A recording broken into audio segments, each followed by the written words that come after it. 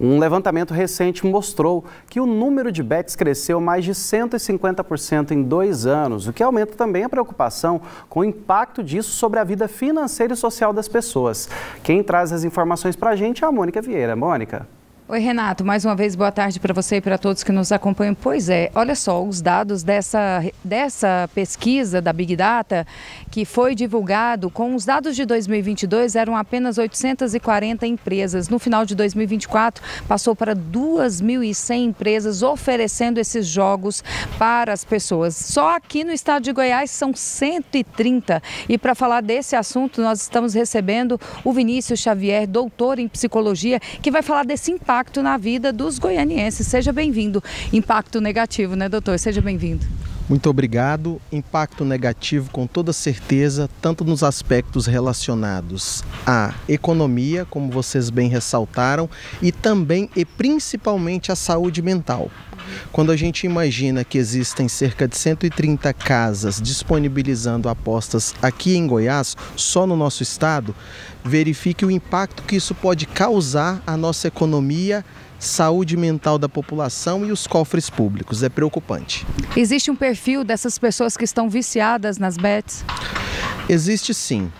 Por exemplo, as pesquisas demonstram que as mulheres são extremamente vulneráveis. 47% dos cadastros em casa de apostas são de mulheres.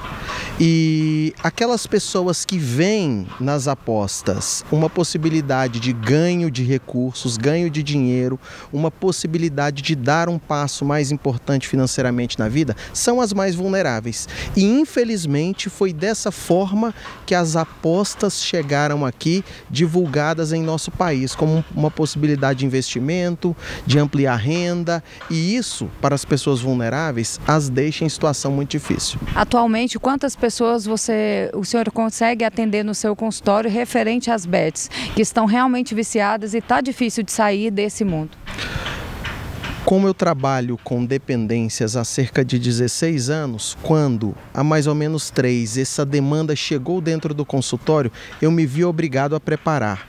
E tenho hoje uma equipe de profissionais que também atende para dar conta da demanda, tamanho o problema.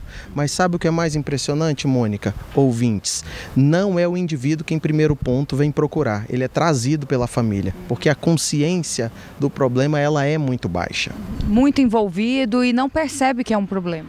Extremamente envolvido, dívida, problemas de relacionamento, problemas no trabalho, e mesmo assim ele não consegue entender que o problema dele é o jogo. E o que leva a pessoa, nesses casos de consultório, o que levou esses seus pacientes a jogar? Foi só por diversão e acabaram viciando? Eu costumo dizer que ninguém começa a apostar com problema. Ele vai acontecer ao longo do tempo. E é por isso que é difícil a percepção do apostador problemático, porque ele não começou dependente, ele se torna ao longo do processo, e até ele tomar consciência o prejuízo já foi muito grande. As pessoas ao redor percebem e ele não. E agora, quais as dicas para quem está nos acompanhando, que já fez uma aposta aqui, outra ali, não está ainda com muita frequência? Qual o cuidado para se ter, para não se tornar um viciado? Porque a gente estava conversando aqui nos bastidores, o senhor estava dizendo que esse vício em jogos é semelhante a uma droga também. Exatamente. Qual é a principal dica? Autoobservação.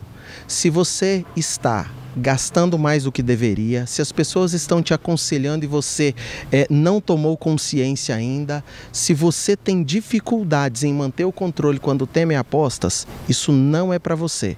É um transtorno mental, ele é listado nos manuais oficiais, assim como a dependência de álcool, de cocaína, como você disse, ou outras, e a pessoa precisa sim ter muito cuidado. E na questão que a pessoa não falou isso em casa, ela está jogando silenciosamente, como que os familiares podem perceber que algo está errado, que a pessoa está mexendo com o jogo, por exemplo, está apostando, mas não verbalizou isso? Se você tem esse problema e não comunicou a ninguém, eu dou um conselho muito importante a você: comunique. As pessoas ao seu redor, a sua chamada rede de apoio, precisa e pode te ajudar.